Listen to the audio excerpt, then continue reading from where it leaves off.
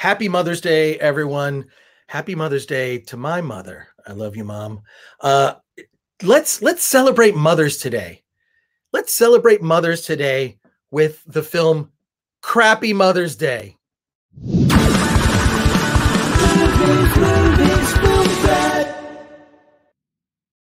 Welcome to the Film Threat Podcast. I'm Chris Gore. It's Mother's Day. I hope you are spending time with your mother. Yes, flowers, cards. You got to do it. You got to love your mom. Just to speak about my mother for a moment before I talk to the filmmakers behind Crappy Mother's Day today, a film that you should definitely check out. But I would not be where I am now sitting talking to you about movies if not for my mother. She had very eclectic taste in film. She was always, when I was a kid, she was always bugging me like, don't go to the mall theater to see those mainstream movies. You got to go to the art house. You got to go to the DIA, which was the Detroit Institute of Arts, where Elliott Wilhelm would present all of the artful films that were touring. And I saw everything from Stranger Than Paradise to Spike Lee, She's Gotta Have It. I saw that film, Spike Lee's movie there. Like, she was always encouraging me to broaden my taste in film. She also was very much into foreign films and said, you gotta read the subtitles. The movies with the subtitles are all the best ones. I don't know if I totally agree with her, but she definitely influenced my taste in movies. So this is my tribute to my mother. I love you, Mom. I hope you're doing well in Michigan. We will FaceTime later today. But I want to talk to all of you about Crappy Mother's Day, a comedy that is out now and available for you to see. It's on all platforms. I am fortunate to have the director, Dan Karlok, and actor Bill Rutkoski here on the Film Threat Podcast on Mother's Day. Hey, gentlemen, first of all, thank you for this weird, we were talking right before we started recording. This is a weird comedy, I believe, influenced and inspired by, correct me if I'm wrong, the older John Waters movies. It's so strange and weird and truthful and bizarre. And I feel like I have a couple relatives like the strange we all do. People that you encounter in this film. You're all the way talking to me all the way from Jersey. I'm here in Pasadena, California. Where did this, obviously this was inspired by Mother's Day. I love holiday themed, either comedies or horror films in particular. But what inspired this? There's so much strangeness about this film. The simple story to tell my audience, and I'm sorry, I'm going on a bit too long, but I'm just setting you up. It's a young woman who runs into members of her family who she has not seen in a long time. She's not particularly, and she needs to introduce her new boyfriend. They're going to get married to her family, and she's very apprehensive about it. Very simple setup. So it's somewhat of a family reunion on Mother's Day, but as the title I think implies, Crappy Mother's Day, things go awry. Where did this all come from? Well, a lot of it came from my family. It's sort of a mesh of a whole bunch of different people. But, you know, you got me thinking about the title. I think I want to change it now to Happy Crappy Mother's Day. I guess it's too late. But I wanted to say something about, you were talking about old movies. Dan and I were talking about this the other day. We used to love the $1 Million movie that used to come on. What was it, Channel 9? Channel 9. Channel 9. And we both had the same idea that the theme for the $1 Million movie was the theme from Gone with the Wind. And we just thought it was the $1 Million movie theme. And then one day Gone from the Wind came on. I went, wait a minute, they stole that music from the $1 Million movie. So I'll leave it at that. That was a good digress. Yeah, I digressed. I'm sorry. Wait, now the $1 Million movie was, growing up, I watched Bill Kennedy had this show in Detroit that was like Bill Kennedy at the movies. And he was like this actor who he would show up in the backgrounds of scenes. So he was actually an actor that was prominent in the 40s, didn't really have any big roles. And then Rita Bell in Detroit had this classic movie show where you'd call in, answer movie trivia, and you'd get like a $10 gift certificate to Red Lobster or something. This was in Detroit. But yeah, like I love those old. There is something classic about the film that you made, but it's also like, I don't know how you feel about me comparing it to John Waters. I mean, it's flattered by that. I'm flattered by that. It's not a gross out comedy in the ways that like John Waters would get super gross, except for the scene with the stew. The scene with the stew I found disturbing. It's the end of the stew.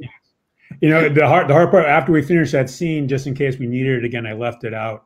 And then it got too long, and it almost took on a life of its own that I was afraid to go near it, that if I put my hands near it, that was actually going to take my hand, kind of like the Blob, you know, suck onto my hand, and I'd be turned into the stew. It was out in the yard, and this is so bad, the raccoons wouldn't even eat it. So it was pretty bad. It was pretty bad. Well, I love the that, you know, she's introducing her boyfriend. I think vodka, sort of like, I didn't realize, like, it's a homemade vodka, right? Like a vodka mash that he's consuming, which gets him completely trashed. And then he actually kind of loves her family, like kind of like, is this based on any real experience? And I think we all have sort of that weird family member. Well, yeah, we do. And as I was saying before, and I sidetracked myself with the $1 Million Movie, but it's bits and pieces of things that happen in my family and uncles, aunts, and it's sort of a combination of all that. I mean, I had an uncle did make homemade vodka. My brother is crazy about Planet of the Apes. So all those things kind of fit in. And my mother, who had 7 sisters, would fight all the time. And I used to sit there and watch them fight because their fights were ridiculously funny. So I just tried to remember a lot of stuff about it. And so really, I didn't write anything. I just copied everything down and put it into a movie. It's, yeah, my grandparents were very much like they would fight. And then at the end of the fight, they would end up laughing hysterically at their own fight because it was so dumb and over the top. Yes. I mean, just like, you know, Ted and Stella, my grandparents, they were just very, you know, just it was over the top, these like epic arguments. And then it would just get so heated by the end, they were laughing because of just how they realized how ridiculous they were. And I kind of feel, I really like watching this. I'm like, oh my God, I'm having like flashbacks of memories to like my sort of epic family gatherings where there would be that fight. And then they'd be talking about it, you know, months later, laughing about how ridiculous the fight was. And did Ted yell at her, Stella? Absolutely, absolutely. The Planet of the Apes thing, I want to talk about the Planet of the Apes thing because one, I actually do think is there a Blu-ray box set where the Blu-rays actually fit in the head of like Dr. Zaius or something? Yeah. I think that there's like that. So you kind of based it on that. You didn't use the actual one, but like, oh my God, the reference to Planet of the Apes and that you get the boyfriend is actually playing Planet of the Apes and he's doing that, the classic like Charlton Heston scene where he's being sprayed with the hose. I'm thinking, oh my, like this is like, it's, I mean, I don't know. It reminds me just as a kid, we would play Planet of the Apes, right? Like, okay, you're the apes, you're the humans. We're going to like now like play this out like that. I found that crazy. Did you have to get any rights or do you need to do anything like legally to be able to get away with that? Well, we did. There is a head, what you're talking about with the thing. That's what we couldn't get that. Well, go ahead, Dan. Well, yeah, we tried to actually get the real rights to use the logo, all the real Planet of the Apes stuff, but it was more expensive than the entire film cost. So we ended up kind of fudging around it, but we created our own version of the head that we actually built. And same thing with the there's boxer shorts, Planet of the Apes boxer shorts that we actually created. Well, Dan made those, the boxer shorts. Yeah, very creative. Yeah, got to wear a lot of hats on this particular project. Well, not speaking of wearing a lot of hats, Dan, you did music for it, right? You also did music, and there's a thing I don't want to ruin it completely, but I do want to say there is an end scene after the credits that is very clever and fun, and that's what sold me. Like the film, like I'm just like, this is so weird. Like we get comedies into Film Threat. They don't always land. they don't always land. And my sense of humor is just very, you know, not particularly the normal sense of humor. Like I say, John Waters to me is like comedy genius. So seeing like the way that you approach this, and there is like a grounded reality. Your lead actress is very, I mean, she's really good. I mean, she grounds it in this reality. I'm sorry, I don't remember her name. Kristen Crack. Yeah, she's great. She really like grounded it. You're with her on this journey, and with this sort of, it just reminds me of like when people would meet my family, when my friends would come. It's just like I had to warn them. It's like, okay, it's a big Polish Russian family. You know, we eat guamki and pierogi and all that. So and there would be some form of an endless stew. And yeah, I remember, and my grandmother cooked everything. It wasn't like, you know, it's just like she thought people that went to restaurants were suckers. Like, we can make better food at home. Why would you go to a restaurant? This is, and of course, now we live where everything is postmated to people. I'm what can I say? But I just, there's a charm to this also that's grounded. But you're both actors as well, right? Like tell me about your acting experience. I mean, obviously Billy, but like Dan, you're actor as well. Like you brought that to this project. Well, I have to say, one of the great things about the project, it was, I hate, it's one of those classic cliche labors of love, but it truly was. I mean, we shot the whole film in 8 days, which is not normal for a feature film. And the only way to make that happen is everything had to go perfect. Everything, you know, the locations had to work out, the weather had to work out, and most importantly, we had to have talent in this that could pull this off, knowing our limitations of how much time we had. We couldn't do 50 takes of a scene. That everybody brought their A game, which for me as a director is great, because, you know, you get the setup going and then let the actors do what they do. And, you know, after 1 or 2 takes, they nail it, to move on to the next shot. And that was the only way we could get through this whole thing, just having a great group of talent between Kristen and Addison and Jackie Debitan and Lou Mastillo, Vivian Landau. They're all fantastic. And then this guy, and then his 2 brothers actually play the brothers. So there's a little bit of nepotism going on there. But I mean, if it wasn't for that, it had to be the perfect storm. I don't know if we could actually make it happen. Make it sound like it's a bad thing. No, okay. Perfect. It was perfect storm. Okay. Well, what I'm curious, because it is not a traditional, I would not describe it as a traditional comedy. It's an eclectic comedy for sure. I think it's one that my mother would love. But what has been, how have people reacted to it? Because there are parts of it that are very bizarre, and I would say revealing about family. Oh yeah, definitely.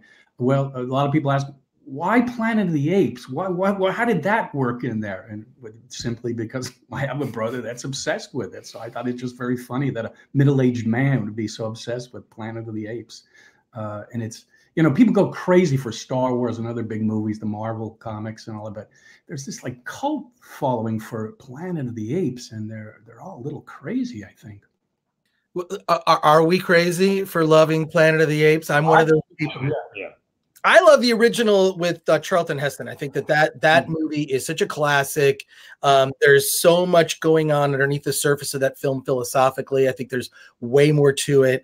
And I'm a big fan of the original series. Each movie was kind of a different movie. It was weird. Yeah. Once you got to, like, you know, Escape from the Planet of the Apes, that was sort of a comedy, right? That ends tragically. They all ended. I think the expectation was every Planet of the Apes movie ends with like a bizarre twist. Like, considering that Rod Serling actually wrote the twist for the original Planet of the Apes, that makes a lot of sense. So I love the obsession with it. I love that you actually tried to get clearance for all that stuff, but could not, but may do in light of that. Gentlemen, I want to thank you for being on the Film Threat podcast. Dan and Bill, Crappy Mother's Day is available today. You will have a better Mother's Day if you see Crappy Mother's Day. And I think we should just make this end of this a tribute to our mothers. And absolutely. Absolutely. All mothers will feel a lot better after seeing this. Their lives will seem much, much better. Right, and I also appreciate what you said about your mom. That's great that she supported you. I have to say, I was very lucky. I did not have the crappy Mother's Day mother. I had a mom who, when I was 8 years old, and I had my Super 8 camera, was very supportive and said, "Go ahead, if that's what you want to do, that's what you're going to do." So it's great to have a mother like that and she was also she was a blues singer in the 40s, but so she knew entertainment, but she was very supportive and let her kids do what they needed to do. That goes for my mother too. My mother simply said, "Just stay out of prison. I'll be happy." That was her. And I relate to all your Polish stuff, all the food, everything you mentioned. I relate to that. I grew up the same way. Yeah, big Polish family. I heard a lot of Polish jokes when I was in elementary school. What's funny too, at the very beginning of the film, there's a little old footage. That's actually footage of my family and Bill's family when we were all little kids. And some of it's Super 8 film that I actually shot out. So my mom's actually in it. His mom's actually in it at the very beginning. So not just that, I'm glad you brought that up. There's the opening title sequence that is this sort of slow pan of the place settings. Are they place settings like I was, and they're all this sort of like, when you come by cinematographer, there's a camera. When you come by, I thought that was so clever, that title sequence. I didn't realize there's actually a documentary out about competitive table setting. Really? And I just heard about this doc. I'm like, okay, that's weird. I have to check out that doc at some point. But your opening title sequence, I thought was very clever. It sort of set up that this is something different. And it was the level of detail and craftsmanship that was put into this weird physical in real life. You filmed this slow pan over of all the credits. I thought was great. It really sort of set the tone for the whole thing. And thank you. I'm fortunate that I had a mother that was very supportive and just sort of, here's the traditional path you could go down, and then here's other options. And so I'll just end with saying, I love you, Mom. And thank you for being on the Film Threat podcast today. It's been, it was a pleasure. I'm happy to tell my audience about this film. Get it on their radar. Get it on the radar. Crappy. Get it on the radar so we can do Crappy Father's Day as the next one. The sequel, yeah. Oh no. Awesome. All right. Thanks, gentlemen. I appreciate it. All right. Great. Thank you.